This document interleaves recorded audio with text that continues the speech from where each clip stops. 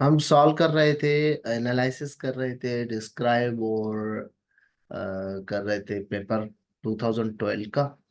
तो हमने कल कोशिश करके आई थिंक 30 तक क्वेश्चन किए थे। तो बाकी 20 क्वेश्चन है उसके। 2012 वाले पेपर में 50 क्वेश्चन है। जस्ट 2015 वाला जो पेपर था एसपीएससी का, उसमें जो थे 100 क्वेश्चन थे।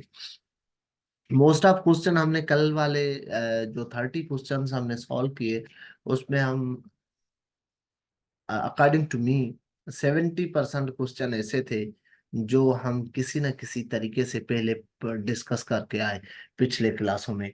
और आगे हमें लगा कि वो एक जैसे हैं, उनमें बातें बहुत सारी। क्वेश्चन नंबर 31 है हमारे पास। Inflammation of skin at base of nail. Nail का जो बेस है, यहाँ पे जो स्किन है उसकी इन्फ्लामेशन हो जाती है। इचिंग कहेंगे उसे, इचिंग नहीं करते। डर्मेटाइटिस। डर्मेटाइटिस तो ओवरऑल स्किन की डर्मिस की हो इन्फ्लामेशन इन्फेक्शन तो उसे कहते हैं, मगर यहाँ पे स्पेसिफाइड किया गया है कि बेस ऑफ नेल स्किन कौन सी, जो बेस ऑफ नेल है वो वाली। पेरोनचिया। पेरोनचिया जो होती है वो स्किन ऑफ जो नेल है हमारी, जहाँ से नेल निकलता है वहां पे जो स्किन है आप देखेंगे वो थोड़ी आपको डिफरेंट लगेगी। तो उसका इन्फेक्शन हो जाता है अराउंड नेल, फिगर नेल या टॉय नेल, पाँव के हों या हाथों के हों। और इन्फेक्शन हो जाता है उन एरियाज में, स्वेलन होते हैं, उसकी वजह से रेडनेस हो जाती है। पेनफुल बहुत होता है। अब ऐसे लगता है जैसे जो है स्किन वो उतर रही हो, इस तरीके से लगेगा। और वहां पे बहुत पेनफुल होता है। सम टाइम पस जो है फिल हो जाती है, एब्सिस हो जाते हैं। एब्सिस किसे बोलते हैं, जहाँ पे पस फॉर्मेशन हो, पस कलेक्ट हो जाए, तो वो तो इस कंडीशन को पेरोनचिया कहते हैं। डर्मेटाइटिस कंडीशन है जिसमें स्वेलन इरिटेशन हो सकती है स्किन की, मगर वो स्पेसिफाइड एरिया नहीं दिया गया, ओवरऑल स्किन की बात हो रही हो। इचिंग, इचिंग तो एक सिम्टम है। इरिटेशन होती है, इरिटेटिव सेंसेशन होती है, जिसकी वजह से जो है वो बंदा जिसको इचिंग होती है और इरिटेशनल सेंसेशन होती है वो स्क्रेचिंग करता है। Question number 32। The condition in which both eyes don't focus on an object simultaneously is known as। अब एक बंदा है, वो दोनों एक तरफ देखकर फोकस नहीं कर सकता। क्यों नहीं करता? क्योंकि वो उसकी जो आई डिसऑर्डर होता है, उसमें क्या होता है कि उसकी आंख जो होती है उनकी डायरेक्शन जो है दोनों की आउटवर्ड होती है। Direction of eye ball outward. आपने ऐसे बहुत सारे लोग देखे होंगे जो क्रॉस्ड आई, मीन्स उनकी आंखें लगेगी कि वो आउटवर्ड की तरफ, बाहर वाली तरफ जो है मुड़ी हुई है। तो इस तरह का होता है आई डिसऑर्डर, जिसमें अलाइन नहीं होती, सेम डायरेक्शन में नहीं देख सकते एक ही तरफ मुंह करके वो बंदा। इस कंडीशन को कहते हैं strabismus. Streps vision dysfunction. Vision dysfunction होता तो वो बंदा देख ही नहीं पाता ना, यहाँ पे कि फोकस नहीं करेगा सिमल्टेनियसली एक तरफ, किसी भी एक ऑब्जेक्ट की तरफ वो फोकस नहीं कर पाएगा। स्लाइटली तो धीरे से, डबल विजन डिप्लोपिया कहते हैं डबल विजन को। तो ये इसमें नहीं होता वो डिप्लोपिया हमारा ग्लाइकोमा में।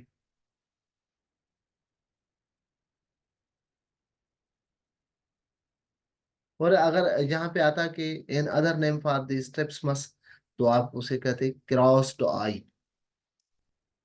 Question number 33। The most effective way to break the chain of infection is. अब ये भी हम डिस्कस करके आए बहुत बार कि इन्फेक्शन चेन जो है, इन्फेक्शन चेन को ब्रेक करने के लिए हमें क्या करते हैं? हम हैंड वॉश करते हैं। हैंड वॉश करने से क्या होता है कि एक पेशेंट को जो हमने टच किया, उसकी केयर की, तो उसके बाद हम दूसरे पेशेंट को अगर करेंगे तो उस पेशेंट के जो इन्फेक्शन जरासीम होंगे वो दूसरे पेशेंट तक जाएंगे। तो मोस्ट अप्रोप्रिएट जो होता है तो वो होता है हैंड वॉशिंग। हैंड वॉश करने से एक तो हम खुद को भी बचा सकते हैं,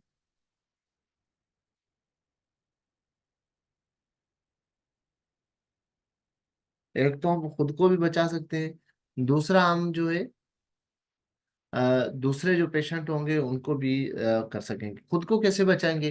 अगर हमने हैंड वॉश करने हैं, हैंड वॉश नहीं करते हम, और पेशेंट को, इन्फेक्टेड पेशेंट को टच किया है, उसके बाद हम वो हाथ आंखों को लगाएंगे, कभी दूसरे अपने लिए जो है ड्रेस है, यूनिफॉर्म है, उसको लगा रहे हैं, कुछ खा रहे हैं, तो क्या होगा?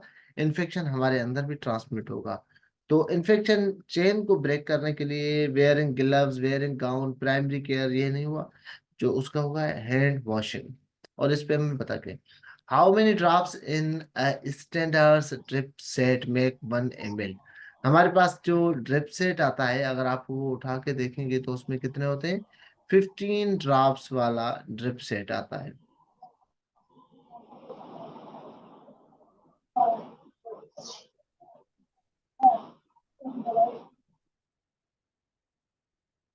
देखें, 15 ड्रॉप्स, अगर ऐसे क्वेश्चन आता कि 15 ड्रॉप्स आर इक्वल टू, ये मैक्रो ड्रॉप्स होते हैं।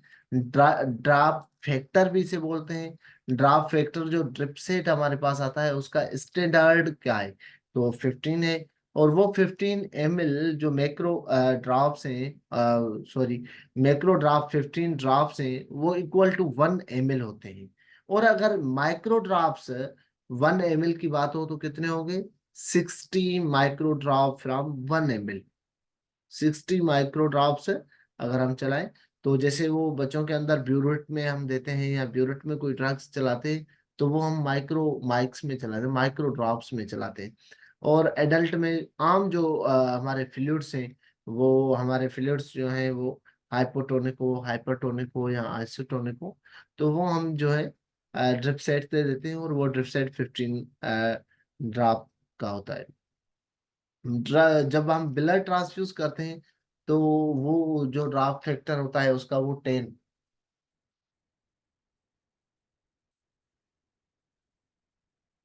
ड्राफ्ट्स पर ml का होता है। दूसरा एक टर्म फेडरल की किसी टेस्ट में आ चुका है, जीटी। आर, आपने सुना होगा जीटीटी। तो इसका मतलब जीटी सिंगुलर है, और जीटीटी जो है वो प्लूरल होता है। ये एब्रीवेशन का मतलब होता है जुट्टा, प्लूरल जुटाए, लैटिन वर्ड है, और इसका मतलब होता है ड्रॉप। अगर ऐसा कोई हमारे पास टर्म आ जाए जहाँ पे दिया हो, तो इसका मतलब क्या है? Stand for or used for drop factor or, sorry, drops, Latin word में उसे G T means gutta, G T T means guttae, plural और सिंगुलर। जी टी या जी टी टी का मतलब होता है ड्रॉप्स। तो हमारे माइक्रो ड्रॉप्स, मैक्रो ड्रॉप्स पर ml, अगर हम इसे फिर डिवाइड करना होता है, हम मल्टीप्लाई करते हैं, जो हम फ्लूइड पेशेंट को देते हैं 24 आवर में, या फिर जितने आवर्स में देना है, तो उसका ड्रॉप फैक्टर निकालने के लिए हमें स्टैंडर्ड्स ड्रिप सेट का जो 1 ml है पर ड्राफ्ट्स जो है वो फैक्टर, वो याद होना लाजमी है, उसके अलावा हम नहीं निकाल सकते।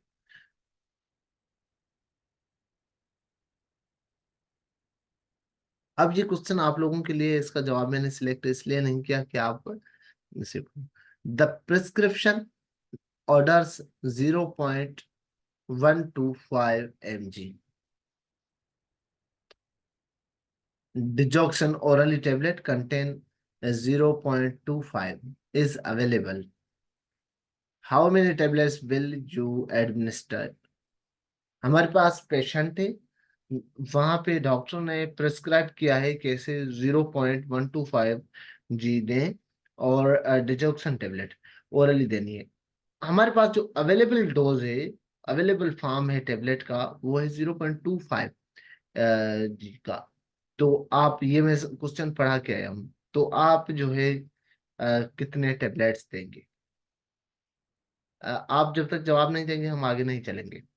तो ए 1/2, 2, 1 by half, 5 means half, 0.25।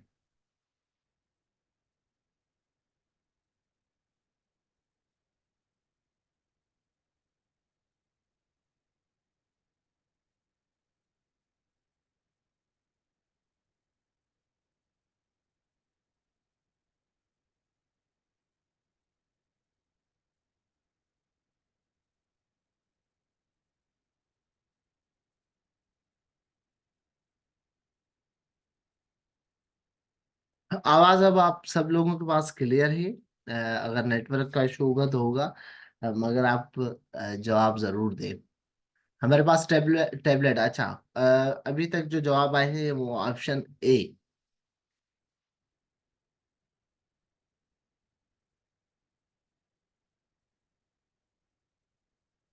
Option B. पहले मुझे ये बताएं कि 0.12 कितने के बराबर है और 0.25 ग्राम कितने के बराबर होता है। अगर आप उसमें mg में, फॉर एग्जाम्पल 1000 है, आपने कभी देखा होगा 1 ग्राम, दूसरा होता है 1000 mg। तो इसमें फर्क क्या होता है शाजिया?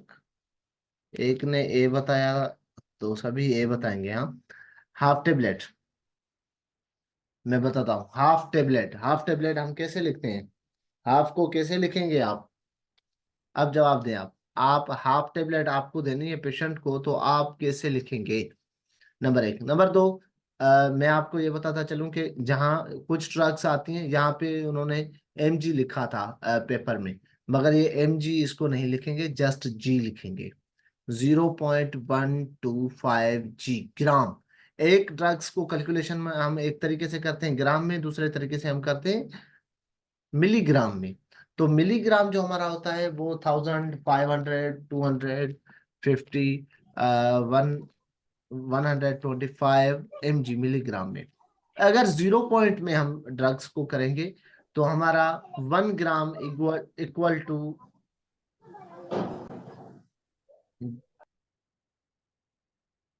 1 ग्राम इक्वल टू होगा 1000 के। 1 ग्राम इक्वल टू 1000। और जहां पे लिखा हो 0.5, 0.5 equal to 500 mg। 0.5 gram equal to 500 milligram. Then अगर हमारा लिखा हो 0.25 G means gram, 0.25 gram are equal to 250 milligram. अगर लिखा हो 0.125, it is equal to 125 milligram. तो अब हमारे पास है 125 ग्राम की टेबलेट देनी है पेशेंट को, क्योंकि हमारे पास 250 मिलीग्राम की टेबलेट अवेलेबल है। तो हम क्या करेंगे, आधी टेबलेट देंगे। तो अब मुझे आप बताएं, क्या आप जब कोई हाफ लिखते हैं तो उसके लिए 1/5 लिखते हैं या 1/2 लिखते हैं?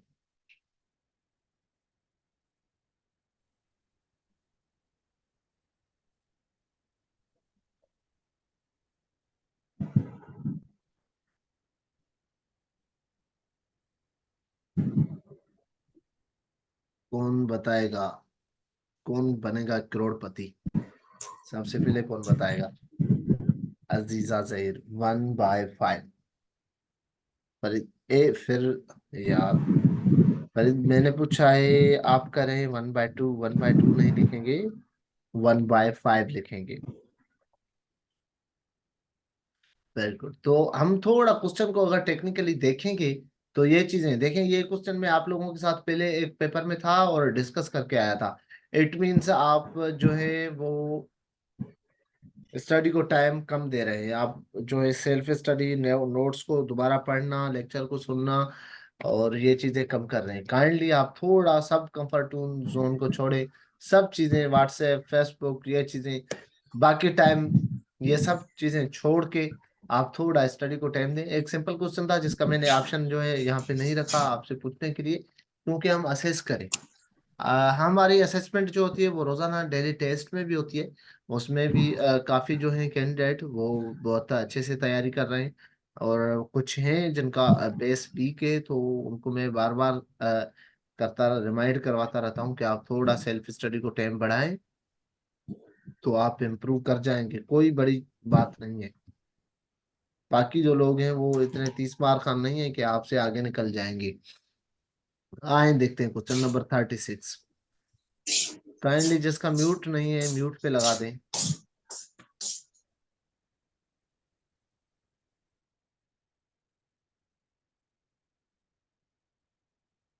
क्वेश्चन नंबर 36 है, a patient who is receiving intravenous fluid. एक हमारे पास पेशेंट है, हम वार्ड में काम कर रहे हैं, सीनियरों बना ले अपने जहन में कि पेशेंट है, हम वार्ड में काम कर रहे हैं और पेशेंट इंट्रावीनस फ्लूइड उसका चल रहा है, मीन्स आईवी कैनुला से उसे फ्लूइड चल रहा है। मगर फ्लूइड के पास जहाँ पे फ्लूइड फ्लूइड चल रहा है वहां पे टेंडरनेस भी हो रही है, वार्मथ भी हो रहा है, एरिथमा भी हो रहा है, and pain at infusion site. Pain, वहां पे वो एरिया गर्म हो रहा है, रेडनेस हो रही है और टेंडरनेस हो रही है। तो इस कंडीशन को विच of following condition will be suspected. अब यहाँ पे देखें, तीन तीन चार चारों ऑप्शन जो है वो बहुत रिलेटेड है। अब ऑप्शन ए में देखें, सेप्सिस। सेप्सिस का मतलब है इन्फेक्शन होना, पैथोजन का प्रेजेंट होना। तो जाहिर है अगर पैथोजन का प्रेजेंट होता है तो वूंड जब हमारा होता है तो उसमें क्या होता है, वार्मनेस भी होती है, इन्फ्लामेशन भी होती है, हार्डनेस भी होती है, एरिथमा भी, पेन भी होता है। मगर यहाँ पे है इन्फ्यूजन साइड पे जहाँ पे आईवी कैनुला लगा हुआ है, इनफिल्ट्रेशन एंड एक्स्ट्रा वेजेशन। आपने दो चौथा, आई थिंक फोर्थ फिफ्थ, पांचवा आप इसमें ऐड कर लें अगर ऑप्शन होता यहाँ पे एक्स्ट्रा वेजेशन। तो आप जो है किस तरीके से इसको सॉल्व कर, इनफिल्ट्रेशन भी होती है जहाँ पे आईवी साइड पे लगा हुआ है और वहां पे अगर फ्लूइड जो है वो जमा होता जा रहा है तो ये इनफिल्ट्रेशन भी हो सकती है।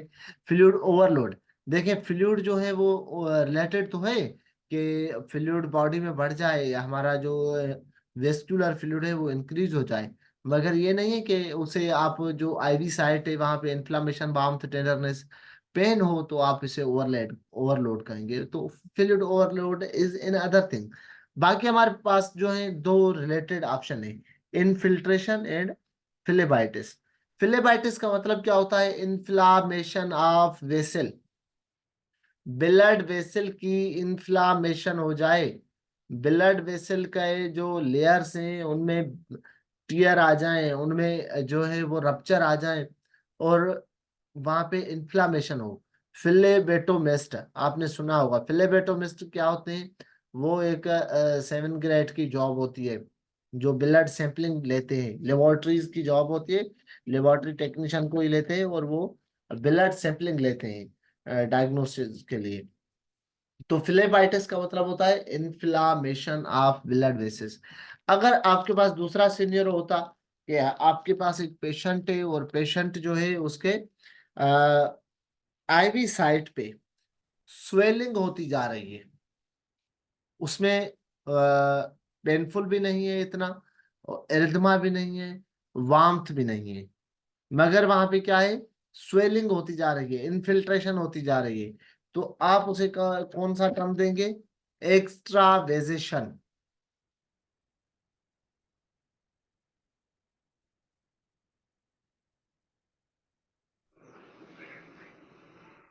फ्लूइड ओवरलोड के कब कहेंगे आप, फ्लूइड ओवरलोड जब आप आईवी फ्लूइड दें और पेशेंट में स्वेलिंग भी होती जाए और पेशेंट का जो बॉडी फ्लूइड है जो आप दे रहे हैं वो एक्सेसिवली दे दें, तो ओवरलोड होगा, हार्ट पे बर्डन पड़ेगा, ब्लड वेसल में जो होगा वो रिटर्न और आउटपुट जो है वो कम होगा।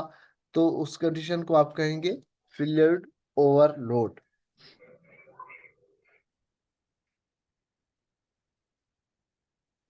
Question number 37, when providing oral hygiene to an unconscious patient care must be taken to prevent. जब आप पेशेंट को ओरल हाइजीन दे रहे हैं, ओरल उसकी जो है क्लीजिंग कर रहे हैं, तो आपको कौन सी प्रिवेंशन करना चाहिए। कौन से जो है स्टेप्स लेने हैं किस चीज से बचने के लिए। ऑप्शन ए में इंस्पायरेशन, ऑप्शन बी में है वूंड, ऑप्शन डी में है none of them, option C में है टूथ डिके। देखें, ओरल हाइजन हम कर रहे हैं तो वो तो टूथ डिके से प्रिवेंट करेगा। और वूंड जो होंगे, अगर वहां पे इन्फेक्शन हो रहे हैं, अगर अनकॉन्शियस पेशेंट है, परसिस्टेंट, अगर उसकी माउथ केयर नहीं होगी तो माउथ में जो है वो ओरल थ्रश हो जाएगा, वूंड हो जाएंगे। तो हम उससे तो प्रिवेंट कर रहे हैं ऑलरेडी ओरल हाइजीन के थ्रू। मगर जो चीज होती है वो ये होती है कि जो अंदर सीक्रेशंस जो फ्लूइड बन रहा है, वो फ्लूइड पेशेंट का एस्पायरेट ना हो जाए। एस्पायरेट का मतलब क्या होता है? सांस वाली नलकी में जो है लेरेंक्स में ना चला जाए। लेरेंक्स में जाएगा तो अल्टीमेटली क्या होगा? फिर लंग्स में जाएगा, और लंग्स में क्या होगा? एस्पायरेटिक नमूनिया। पेशेंट क्या डेवलप करेगा? नमूनिया। और वो नमूनिया कौन सी होगी? एस्पायरेटिक नमूनिया।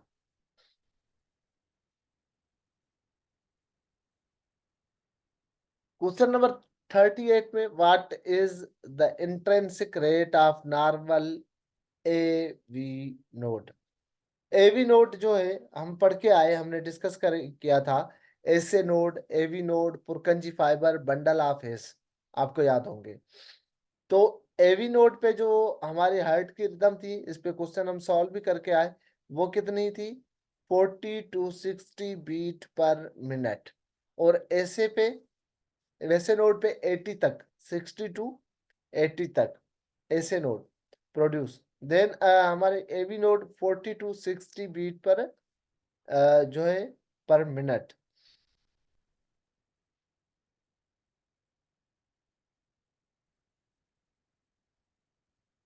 Question number 39, which of following structure is pacemaker? ये क्वेश्चन भी हम करके आए।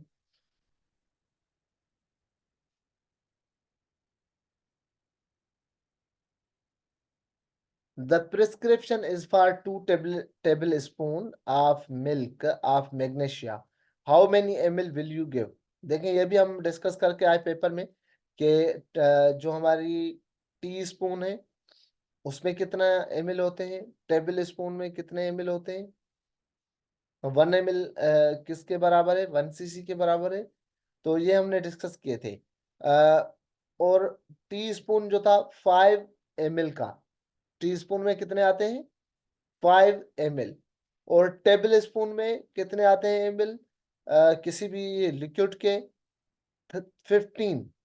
अब 15 ml equal to 1 tablespoon. तो यहाँ पे अगर 2 टेबल स्पून, अब यहाँ पे इन्होंने मिल्क ऑफ मैग्नीशिया दिया है, यहाँ पे कुछ भी हो सकता है, मीन्स लिक्विड फॉर्म में कोई भी चीज हो।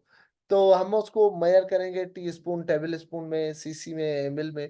ठीक है, तो 2 टेबल स्पून दे रहे हैं तो 15 एंड 50, 30। अगर यहाँ पे होता 2 टी स्पून तो हम उसे कहते हैं 10 ml। अगर सिंगल टेबल स्पून या 3 टी स्पून तो 15 ml। तो एमएल और इनको थोड़ा सा याद कर लें, और ये मैं लेक्चर में पूरा समझा के पढ़ा के आया हूँ। Question number 41, a person can be infected from dinghy. देखें, ये क्वेश्चन भी हमने डिस्कस किया कि भाई डेंगी कितने टाइम हो सकता है आप लोगों को। 4 वेरिएंट हैं इसके। कितने वेरिएंट हैं? 4 वेरिएंट हैं। और लाइफ में कितने बार डेंगी हो सकता है किसी को भी?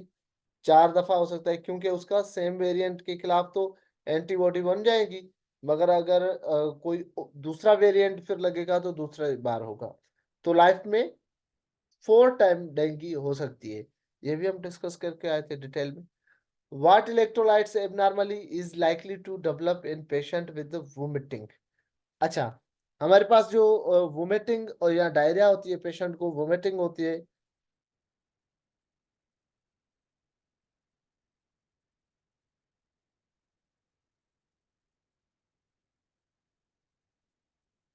तो उसमें क्या कम हो जाता है? पोटेशियम। पोटेशियम को, इस पे हमने 2019 के पेपर पे क्वेश्चन था पोटेशियम पे। और उससे हम किससे शो कर रहे थे? सिंबल के से, केलियम, हाइपोकेलेमिया। पोटेशियम की लेवल जो है वो डिक्रीज हो जाती है जब वोमिटिंग होता है। नेट्रियम हम डिस्कस करके आए।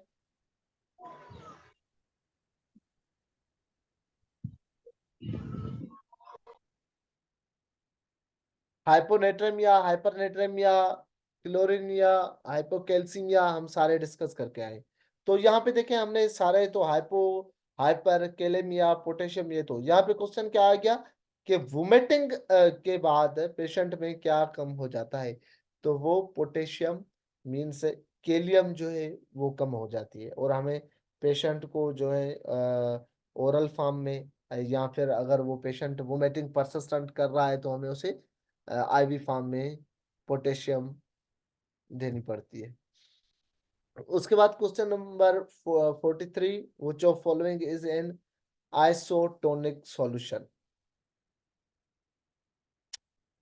हमने पढ़े क्या, कितने किस्म के हमारे पास सॉल्यूशन आते हैं, hypertonic, hypotonic, isotonic. Ringer lactate जो है वो आइसोटोनिक सॉल्यूशन है। फ्लूइड ट्रिप्स हमारे कितने फॉर्म की है, 3 फॉर्म की। रिंगर लेक्ट हमारी है आइसोटोनिक। और जो नॉर्मल स्लैन है वो हमारी क्या है, हाइपोटोनिक सॉल्यूशन। और बाकी जिनमें ग्लूकोज होता है 5%, 10%, 25%, जो भी है 1/5, जिनमें ग्लूकोज होता है वो सारी जो है डेक्सट्रोज फॉर्म में जिसको हम कहते हैं, वो डेक्सट्रोज सारी जो है हाइपरटोनिक सॉल्यूशन है। Hypotonic solution normal saline, hypertonic solution dextrose जितनी भी है। और आइसोटोनिक सॉल्यूशन क्या है, रिंगर लेक्ट। यहाँ पे एक ऑप्शन और है मेनिटॉल, हमने कल भी डिस्कस किया था कि osmotic diuretic drugs. Osmotic diuretic में कौन सी आती है, मोस्ट कॉमन ड्रग है मेनिटॉल। इंट्रा ओक्यूलर प्रेशर पे हम जब बात कर रहे थे और इंट्राक्रेनियल पे, तो हम उसमें बात कर रहे थे कि उनको इंट्राक्रेनियल अगर प्रेशर, इंट्राक्रेनियल प्रेशर बढ़ जाए, दिमाग में जो है वो पानी भर जाए, फ्लूइड भर जाए, तो उस कंडीशन को क्या कहेंगे, hydrocephalus. Cephal means brain, hydro means water. आप देखते हैं जो है वो हेड जो है बड़ा हो जाता है। मोस्टली ये बच्चों में भी होती है कंडीशन, कभी कभी बड़ों में भी होती है। Hydrocephalus,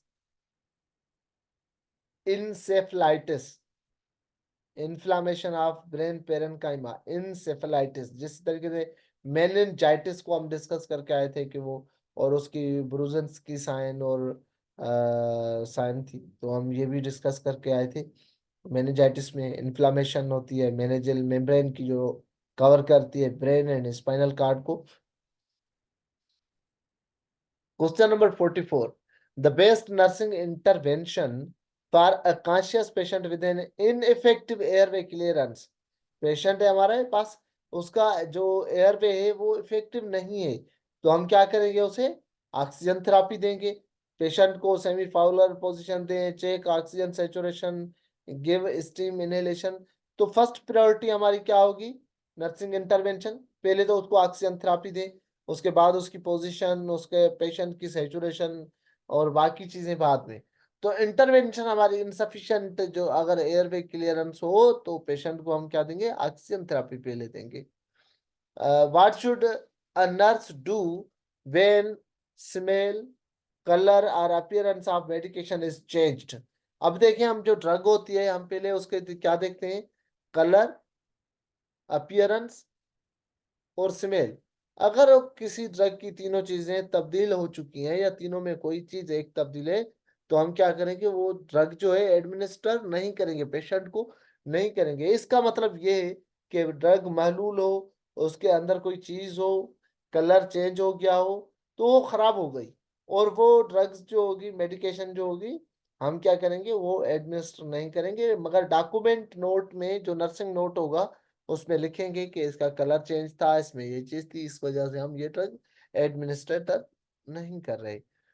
Venus bloods, venous blood क्या होता है, ब्राइट होता है, ब्लैकिश होता है। ऊजिंग, ऊजिंग क्या, कोई ब्लड का बहाव जब होता है ऊज होके, तो उसे ऊजिंग। तो यहाँ पे हमारे पास जो दो ऑप्शन है, ब्लैकिश या ब्लूइश जो कलर होता है वो हमारा किसमें, वीनस ब्लड में, क्योंकि उसमें ऑक्सीजन कम, कार्बन डाइऑक्साइड ज्यादा होता है।